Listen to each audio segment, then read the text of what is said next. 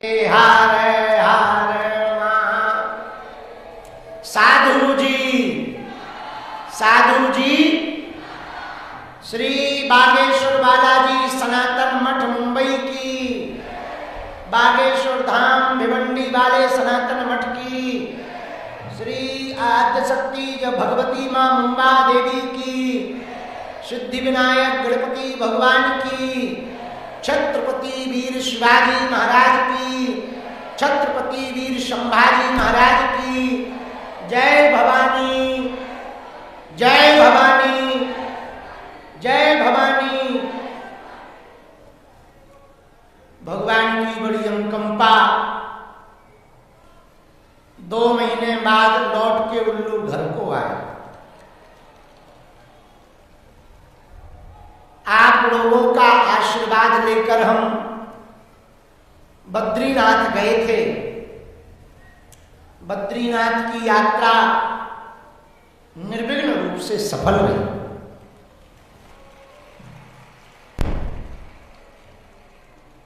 इक्कीस दिन की साधना में लगभग 10-11 दिन गुफा में व्यतीत किया, लगभग 9-10 दिन खाक चौक में हनुमान जी की छाया में रहकर के साधना की।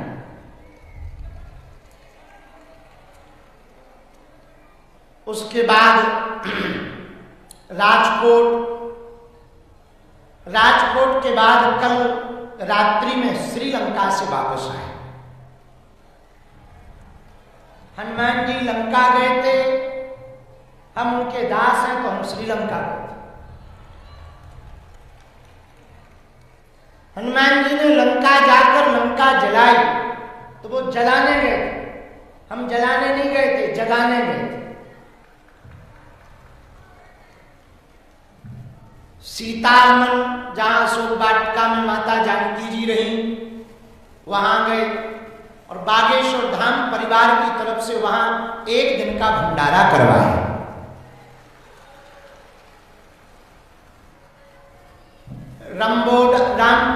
रंबोडा जहां हनुमान जी ने पहला चरण रखा था लंका में, वहां गए।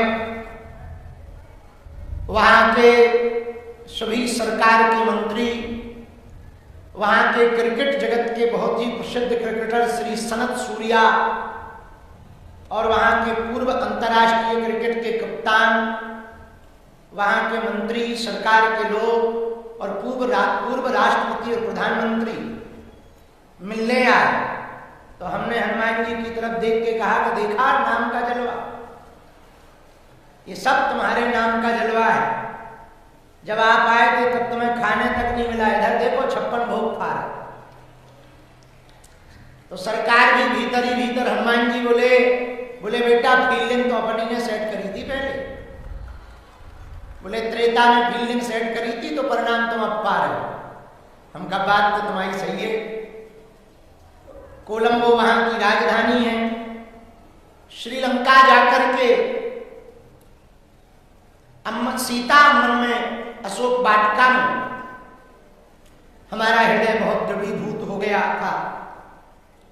अब वो पल भी ऐसा, वो जगह भी ऐसी जहां हमारी मां किशोरी श्री जानकी जी ने कई दिनों तक रघुनाथ जी की याद में समय बिताया हो। वो भावुक कर देने वाला पल और क्षण था। लेकिन श्रीलंका जाकर के बहुत आनंद आया और बड़ी देर तक उस स्थान को हमने निहारा, वहां के पत्थरों को स्पर्श किया, मिट्टी को छुआ कि कभी समय में हमारे सरकार यहां आए थे। वो तो नहीं मिले, वो समय तो हम थे नहीं और रहे होंगे तो पता नहीं, पर उनके चरणों की लचकी मिट्टी की गवाही आज भी वहां के पत्थर देते हैं। उन पत्थरों ने उनको देखा है, उन पत्थरों को हमने देखा है।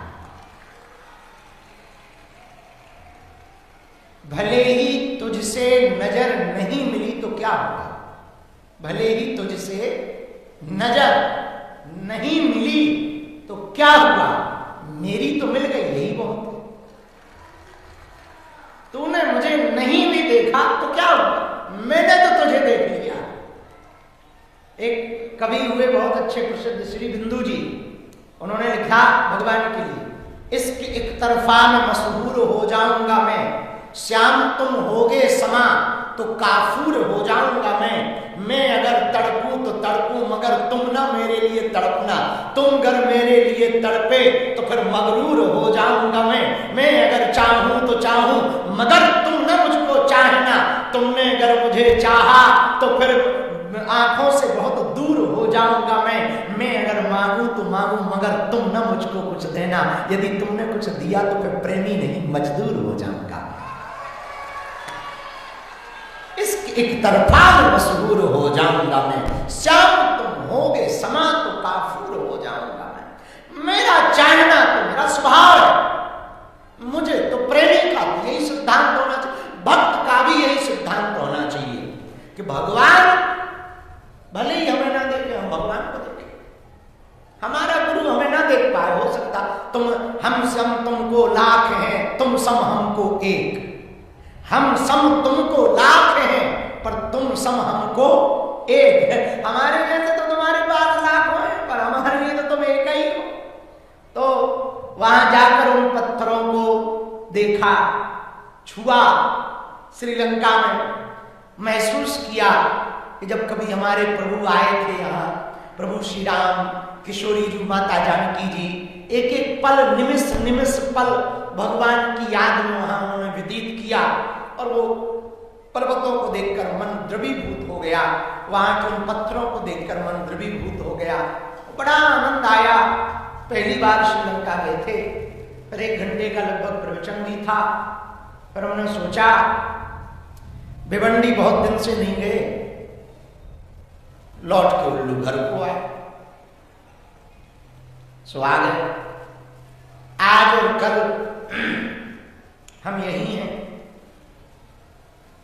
इसके बाद में परसों के बाद फिर यात्रा पर निकलेंगे। एक देश है इंडोनेशिया, वहां की शायद कैपिटल है जकार्ता, राजधानी, वहां की राजधानी है जकार्ता। वहां कुछ लोगों को खुजली मची के गुरुजी आप तो उनकी खुजली मिटाने जा रहे हैं, कथा सुनाने जा रहे हैं, 3 दिन की कथा। तो वहां 3 दिन की कथा है, कथा सुना के फिर वापस बागेश्वर धाम जाएंगे, क्योंकि हमारा हैप्पी वाला बर्थडे आ रहा है। 4 जुलाई को हैप्पी वाला बर्थडे, पर इस बार का जन्मोत्सव हमने जन्मोत्सव के रूप में नहीं रखा, दान ज्ञान ध्यान दिवस के रूप में रखा। Education, donation and meditation day. तो ज्ञान दान ध्यान दिवस। तो आप पूछोगे कि ये क्या है, पूछो तुम्हें अंग्रेजी थोड़ी आता, तुम समझ जाओ, पूछो हमसे, पूछो क्या है education, donation and meditation day, क्या है, जोर से पूछो फिर बताएं। जिन बेटियों के हम विवाह करवा चुके उनकी भी बेटियां होंगी, मतलब हम अविवाहित नाना बने,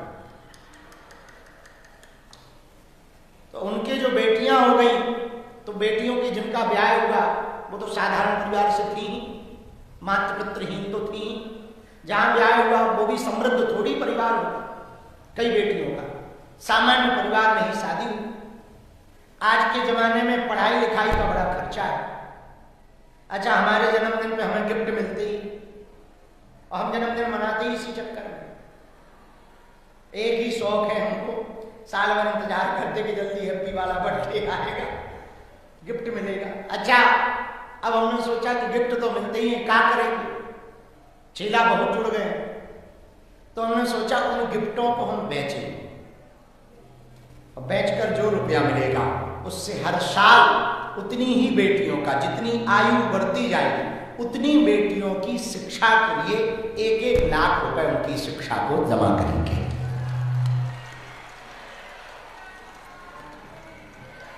इस साल 29 बेटियों को हम दे रहे हैं। अब उतने के गिफ्ट आए ना आए, देखा जाएगा जो होगा। पर किसी को भोजन कराओगे तो वो शरीर में 24 घंटा तक रहेगा, फिर निकल जाता है। पेट सफा और लोग दफा। किसी को पानी पिलाओगे वो 5 या 6 घंटे शरीर में रहेगा। किसी को कपड़े खरीद कर दोगे वो 1 साल तक शरीर पर रहेगा। और किसी को यदि शिक्षा दोगे तो वो जीवन भर उसके साथ रहेगी। रहेगी कि नहीं? और धोखे से मान लो वो कोई अधिकारी बन गया या बन गई बिटिया, SDM, collector, IPS, engineer, doctor, master, तो पूरे जीवन भर यही कहेगी जैसे हमारे जीवन को बनाया, जिसने सहयोग किया उसका जीवन बनाया। तो हम तो अंग्रेजी सीख नहीं पाए। आजकल हमको एक ही दिक्कत अभी हम गए थे जहां कल थे, वहां की भारतीय उच्चायुक्त, भारतीय जो दूतावास है, योगा डे पर उन्होंने हमको आमंत्रित किया था। तो वहाँ high commission of India house, ऐसे कहते, high commissioner of India house, यही कहते, उनके यहाँ गए। वहाँ जो हमें मिलने आ गए सब अंग्रेजी बोले और हमारे तो मूड के ऊपर से निकल गए। बोलते रहो, हम तो yes no very good thank you, बस इतने में ही काम चला लेते। Yes no no no very good thank you और एक और सॉरी। अच्छा, विदेशों में बड़ा अच्छा जलवा है हमारा, लोग भले ही धक्का ना मारे, सॉरी जरूर बोल, बगल से सॉरी हम भी कहते कोई बात नहीं, कोई बात नहीं, होता रहता है। अच्छा, फिर वो देखने लगते कि कहीं क्या रहे। अच्छा, उन्हें हमारी भाषा समझ में नहीं आती, हमें उनकी नहीं आती। भगवान की बड़ी कृपा है, वो हमारे मुंह की तरफ देखते, हम उनके मुंह की तरफ देखते। बाहर में जाओ, लोग हमसे कहते आप अंग्रेजी सीख लो, हम कहते थे इनसे कहो हिंदी सीखें। कौन सा हमें खुजली मछली आशीर्वाद तो इन्हें लेना है। और जहाँ 1-2 को चमत्कार दिखा, एक आध नाम बताओ तो उतने में पकड़ जाए, तो फिर पीछे पीछे घूमते हैं। Meeting for one. Please, I request Gurudev, I request only 5 minutes meet for you. हमें बड़ा मजा आता है कि देखो प्रभु तुम्हारी माया, विदाउट अंग्रेजी के भी सारे अंग्रेज पागल है। इसी को तो हनुमान जी का जलवा कहते हैं। अब हमें कई बार ये समझ नहीं आता वो उल्लू है कि हम उल्लू। लेकिन धन्य हनुमान जी बता, बिना अंग्रेजी के कई देश नापे आए, 3 देशों के प्रधानमंत्रियों से मिले आए। ऊपर देख देख के कई बार सोचने लगते, जब तक बिके न थे कोई पूछता ना था, तूने खरीद कर अनमोल कर लिया। भगवान जब अपना बना लेते हैं तो भगवान की एक आदत है, जीव की गति जब भगवान की तरफ हो जाती। देखो हम लोग सब जीव हैं और भगवान हम सबके परमात्मा है, जीवात्मा के मालिक परमात्मा है। और जब जीवात्मा का मुख परमात्मा की तरफ हो जाता तो वह जीवात्मा तो धन्य हो ही जाती, उस जीवात्मा का जीवन भी धन्य हो जाता जो भगवान की तरफ हो जाता। दूसरी बात सुनो,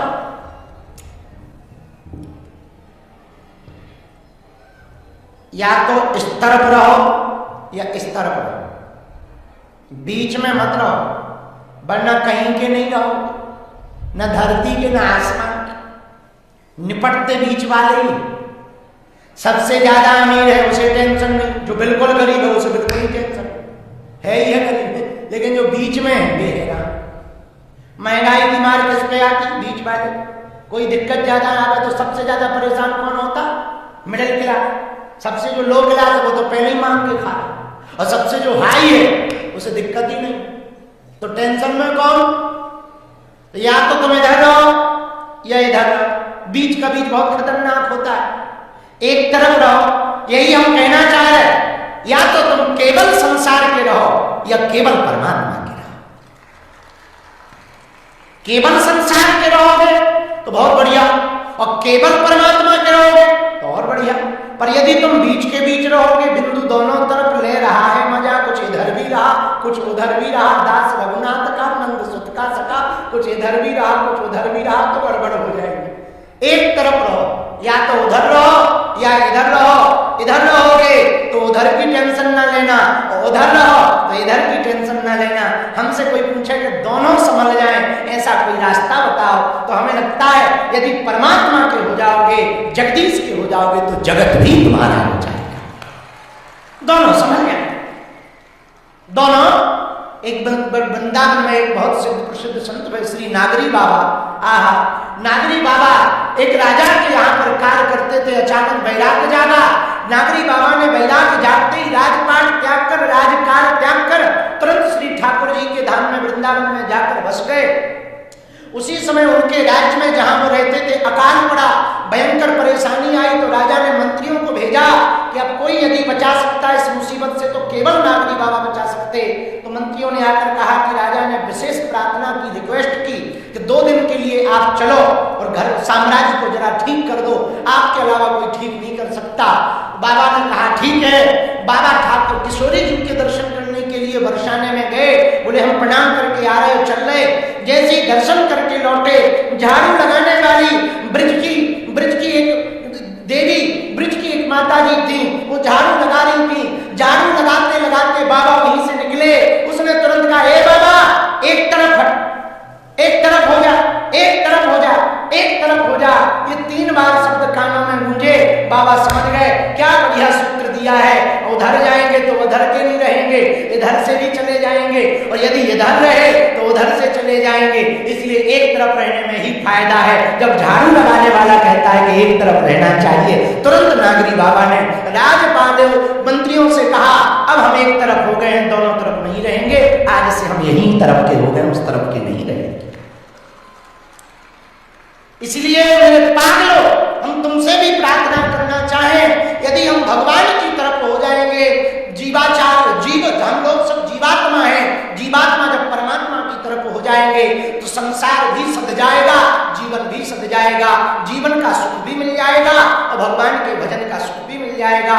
यदि हम कहें कि हम संसार की तरफ हो जाएं, भगवान की तरफ ना रहें, तो क्या फायदा? बोले फायदा तो कुछ नहीं है, घाटा ही घाटा है। बोले क्या घाटा है? बोले घाटा ये है कि हाथ संसार भी तुम्हारे हाथ से जाएगा और परमात्मा भी हाथ से जाएंगे। पर यदि परमात्मा की तरफ हो गए तो संसार भले ही पीछे ना पड़े, पर परमात्मा की यदि तुम पर कृपा होगी तो संसार के बारे में जान लोगे। और सुनो, जादूगर का जादू तब तक प्रभावी है जब तक जादू का पता नहीं कि भाई ये सांप कैसे बना देता, पंछी कैसे निकाल देता, ये कैसे सिक्का 1 के 2 बना देता। और जिस दिन पता चल जाता उसी दिन जादू के प्रति रुचि खत्म हो जाती। अरे देख लिया, अंदर छुपा के निकाल देता है, तो हमारी कोई रुचि नहीं है, हमें पता चल गया ये यहाँ पर पंछी फंसाए हुए, निकाल देता है। जादूगर का जादू तब तक जादू है जब तक जादू का भेद नहीं खुला। वैसे ही संसार तब तक तुमको अद्भुत लगेगा जब तक संसार का भेद नहीं खुला। और परमात्मा को जान लेने के बाद संसार का भेद खुल ही जाता है, तो संसार नीरस लगता है, केवल भगवान ही सच लगता है।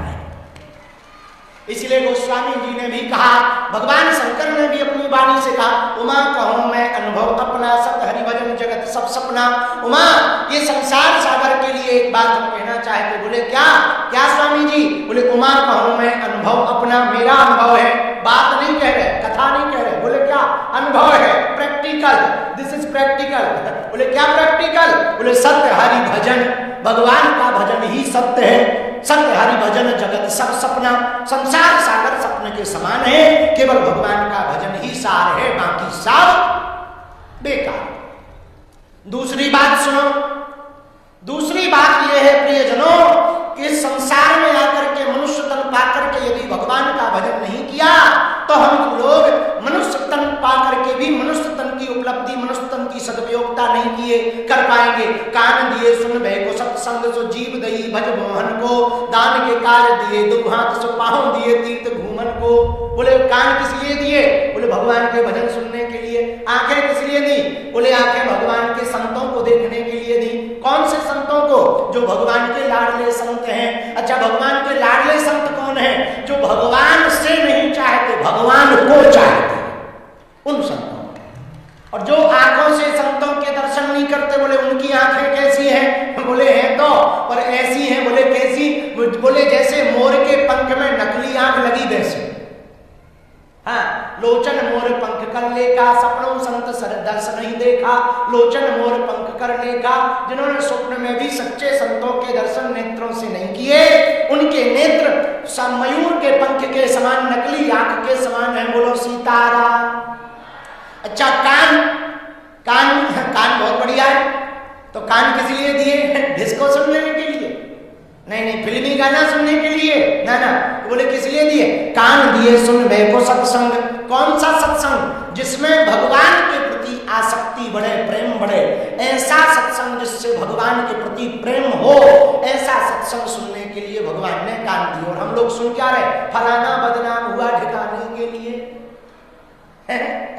हम लोग सुनिए रहे। और सुनना क्या चाहिए? भगवान की मधुर मधुर वाणियों को, भगवान की गाथाओं को, भगवान के नाम कीर्तन को सुनना चाहिए। तीसरी बात, हाथ किस लिए दिए? हाथ दान के काज दिए, दो हाथ दान के काज, दोनों हाथ दिए। अच्छा, पैर किस लिए दिए? पैर ऊटी शिमला घूमने थोड़ी दिए। बोले किस लिए दिए?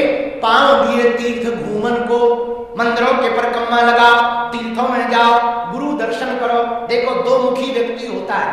कितने मुखी? दो प्रकार से दो मुखी होकर जीवन जी सकते। पूछो कौन कौन? पूछो। एक मनमुखी, दूसरा गुरुमुखी।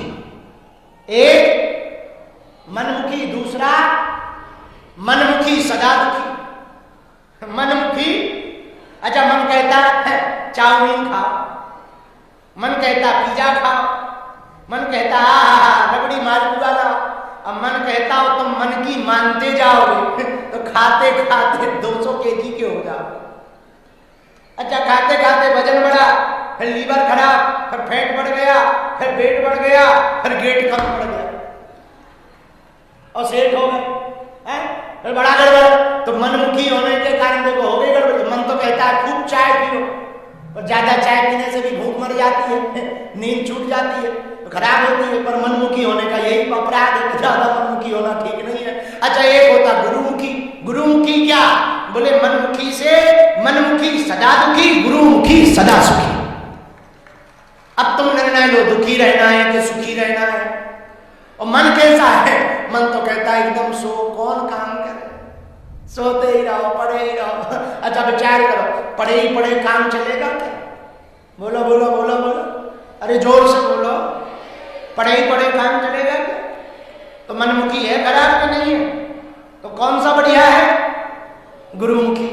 मनमुखी खराब है, गुरुमुखी ठीक है। बोलो सीताराम, जोर से बोलो। तो दो प्रकार से जीवन जी सकते, मनमुखी, गुरुमुखी। अब आज तुम्हें निर्णय लेना है कौन सा मुखी रहना है। एक और होता है पड़ोसी मुखी, एक ये भी है। अब इनकी तो बात ही अलग है, भगवान उनका भला करे। ये भी गजब के ही लोग होते हैं, पर भगवान उनका भला करे। इसलिए गुरुमुखी होने वाला साधक सदैव प्रसन्न रहता। हम सब जीव हैं, भगवान जीवात्मा, हम सबके परमात्मा हैं, स्वामी हैं। भगवान से प्रार्थना करनी चाहिए, हे प्रभु हमारी बाहें को पकड़ लो, सदा सदा हम आपके चरणों में रहेंगे। और हम आज आए हुए इस भिवंडी के मठ पर, बागेश्वर बालाजी सनातन मठ पर, श्री बागेश्वर धाम बालाजी सनातन मठ जय महाराष्ट्र का, यहाँ पर आए हुए सभी प्रियजनों को हम यही कहेंगे। हम ज्यादा कुछ तो नहीं कह सकते, पर बद्रीनाथ की साधना के बाद यही प्रार्थना करेंगे, भैया आप सबकी बाहें सदा सदा के लिए हमारे बालाजी पकड़ लें, सदा सदा के लिए आप बालाजी के हो जाओ, बालाजी आपके हो जाए। बोलो सीताराम, जोर से बोलो और जोर से बोलो। बागेश्वर धाम की, सन्यासी बाबा की, दादा गुरुजी की, श्री चमीटा वाले बाबा की। तो कौन कौन जीवन भर के लिए बालाजी का होना चाहेगा? कच्चा या पक्का? जोश में या होश में? सोच लो। पक्का? पक्का? बहुत बढ़िया। और पीछे वाले तुम लोग दिखाई पड़ रहे हो? तो तो बालाजी के होना चाह रहे, बदल तो नहीं जाओगे, हैं? बिगड़ तो नहीं जाओगे, पक्का? चलो तो हम भी वचन दे रहे, तुम्हारी समस्या हमारे बालाजी की हो जाए।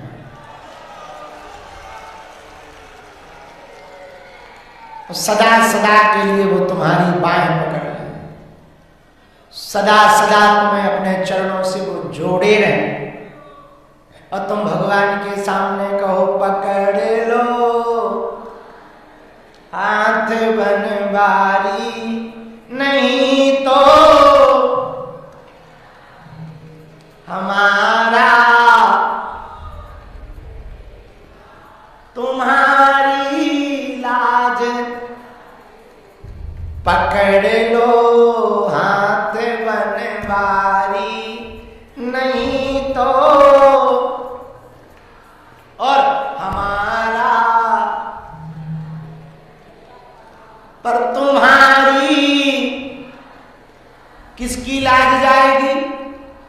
बालाजी की लाज जाएगी। इसलिए हे बालाजी हमारी बाहें को पकड़ लो। बोलो हनुमान जी महाराज की, बागेश्वर धाम की, सन्यासी बाबा की।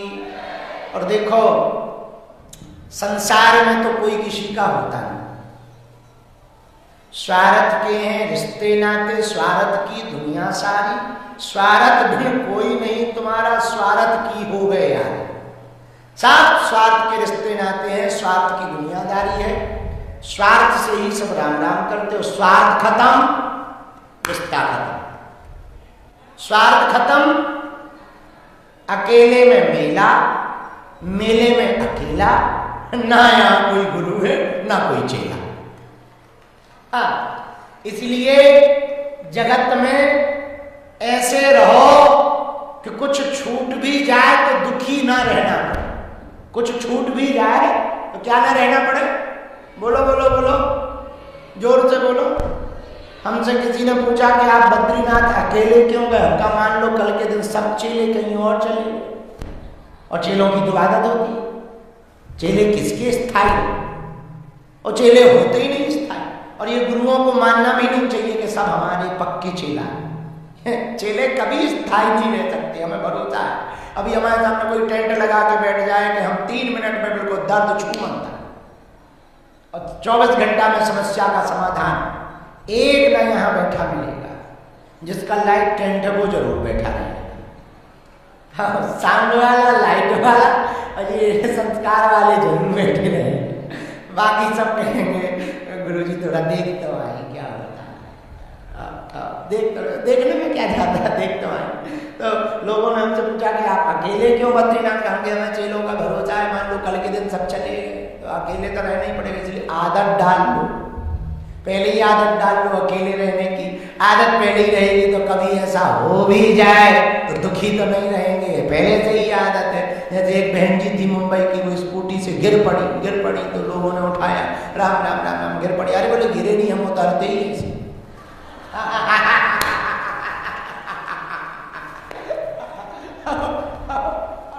तो पूछा कहाँ से? बोले नाला से मारा से। ठीक है, फिर ठीक है। अब बताओ उतरती ही रहती है गिर करके, तो फिर तो ठीक है। अब बताओ, ऐसे एक और गुरु थे पश्चिम देशों में, एक गुरु हुआ तो वो कहते कि हम कभी हार ही नहीं सकते। तो लोगों ने कहा कैसे नहीं हार सकते, कोई भी हरा देगा। बोले हमें कोई हरा ही नहीं सकता, कुश्ती में तो हरा ही नहीं सकता।